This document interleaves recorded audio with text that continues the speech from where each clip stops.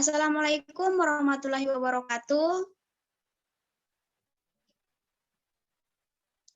Perkenalkan, nama saya Nadia selaku moderator dari kelompok 1 yang beranggotakan Siti Miranti Buhang, Nazifatun Fitria Tambipi, Abdi Zunair Gobel, Randy Dadu, dan Idewa Gadi Arya Wiranata.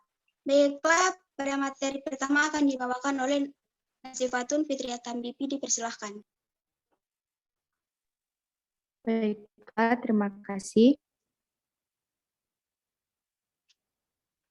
Yaitu pengertian NKRI.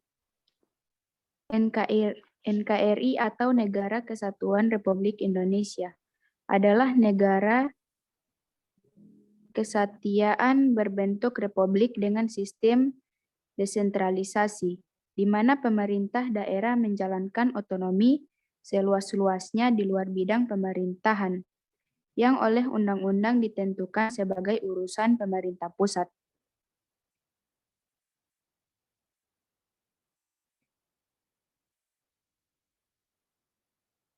Pasal 18 Undang-Undang 45 menjabarkan NKRI sebagai berikut. Yang pertama, Negara Kesatuan Republik Indonesia.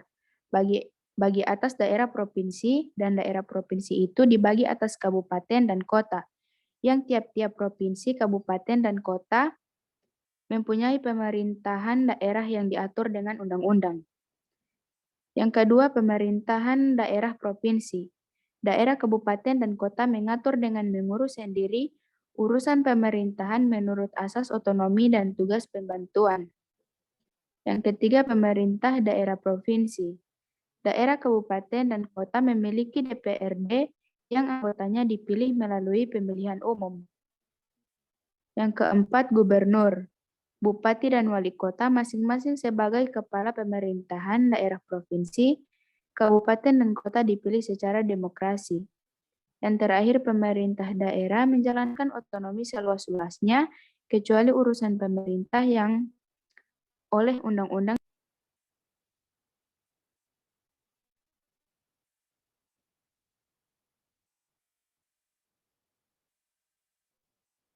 Sejarah NKRI. Berdasarkan perjalanan sejarah bangsa Indonesia pada saat digulirkan tanam paksa atau kultre sel-sel tahun 1615 oleh pihak Belanda telah menyebabkan hancurnya struktur tanah yang dimiliki pribumi, di mana tanah sebagai modal dasar pribumi dalam menjalankan segala aktivitasnya. Kemudian dengan adanya tanam paksa yang diterapkan telah mengubah jenis tanaman pribumi dengan jenis tanaman yang didatangkan oleh Eropa yang notaben tidak dikuasai oleh pribumi.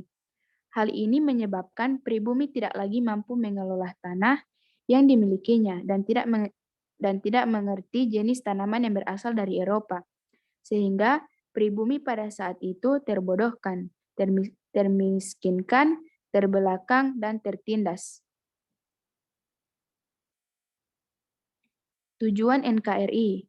Tujuan Negara Republik Indonesia tercantum di dalam Undang-Undang Dasar Negara Indonesia, yaitu pada pembukaan Undang-Undang 1945 yang berbunyi untuk membentuk suatu pemerintahan negara Indonesia yang melindungi segenap bangsa Indonesia dan seluruh tumpah darah Indonesia, dan untuk memajukan kesejahteraan umum, mencerdaskan kehidupan bangsa, dan ikut melaksanakan ketertiban dunia yang berdasarkan kemerdekaan, perdamaian abadi, dan keadilan sosial.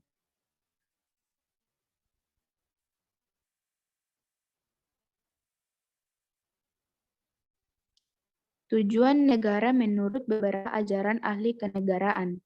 Yang pertama, ajaran Plato. Negara bertujuan untuk mewujudkan kesusilaan manusia sebagai perseorangan atau individu dan sebagai makhluk sosial. Yang kedua, negara kekuasaan. Menurut Machiavelli dan Shenyang, negara bertujuan untuk memperluas kekuasaan semata-mata. Rakyat harus rela berkorban untuk mencapai kejayaan negara. 3. Ajaran teokratis atau kedaulatan Tuhan. Tujuan negara adalah mencapai penghidupan dan kehidupan yang aman dan tentram dengan taat kepada dan di bawah pimpinan Tuhan. 4. Ajaran negara polis. Negara bertujuan mengatas semata-mata keamanan dan ketertiban dalam negara. Yang kelima, ajaran negara hukum. Negara bertujuan menyelenggarakan ketertiban hukum, memuat hukum yang berlaku di negara itu. Yang keenam, negara kesejahteraan atau welfare state, social service state. Tujuan negara adalah mewujudkan kesejahteraan umum.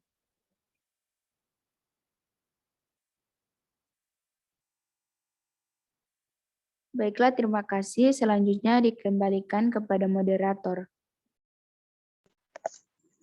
Baiklah, materi selanjutnya akan dibawakan oleh Siti Miranti Buhang. Dipersilakan.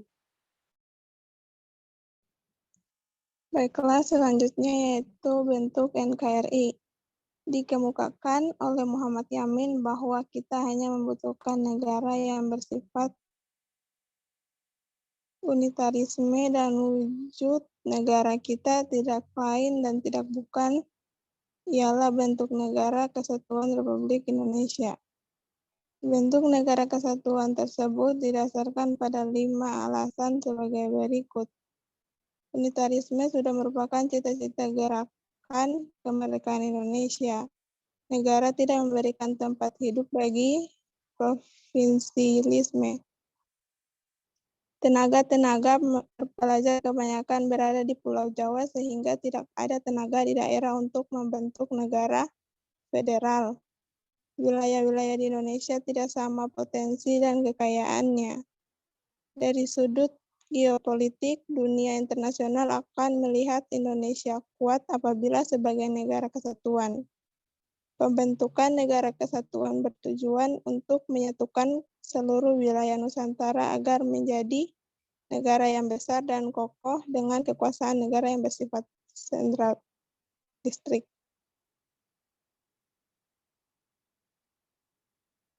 Next. Berikut beberapa sikap dan perilaku mempertahankan NKRI.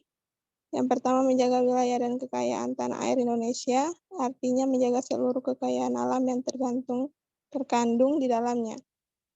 Kedua, menciptakan ketahanan nasional, artinya setiap warga negara menjaga keutuhan, kedaulatan negara, dan mempererat persatuan bangsa. Yang ketiga,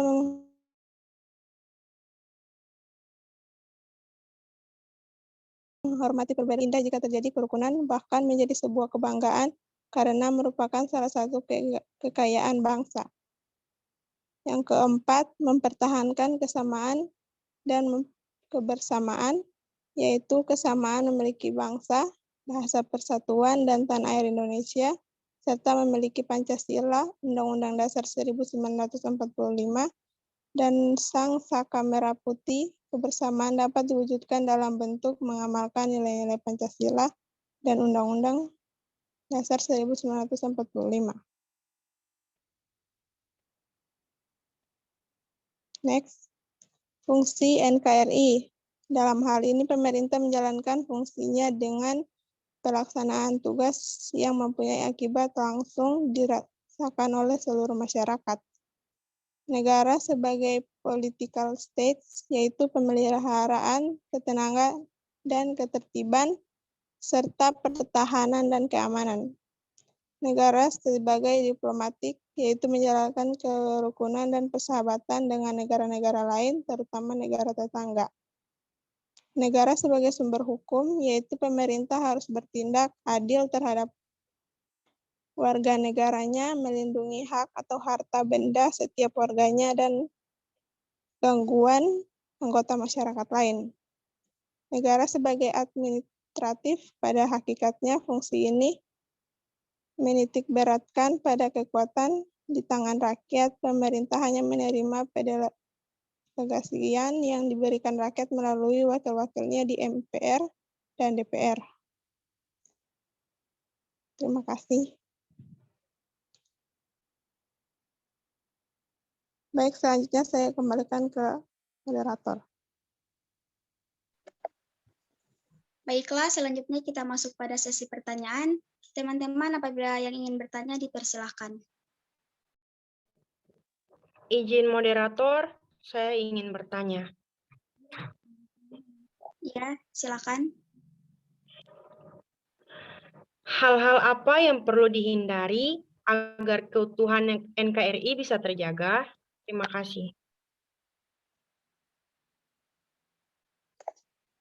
Baiklah, teman-teman, masih ada yang ingin bertanya?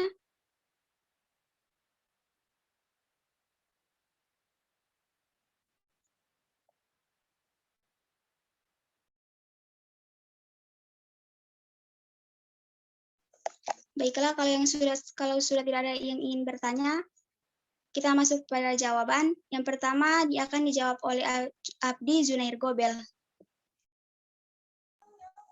Baiklah, terima kasih atas kesempatan yang diberikan. Jadi hal-hal yang perlu kita hindari agar keutuhan NKRI itu bisa terus terjaga yaitu dengan paham sukuisme, chauvinisme, ekstremisme, provinsialisme, dan lain-lain. Terima kasih. Baiklah, apakah penanya menerima jawaban dari kami? Iya, sudah bisa diterima. Terima kasih. Oke, baiklah, itulah pemaparan materi dari kami. Apabila ada kekurangan mohon dimaafkan. Wabillahi taufiq wal hidayah. Wassalamualaikum warahmatullahi wabarakatuh. Waalaikumsalam warahmatullahi wabarakatuh.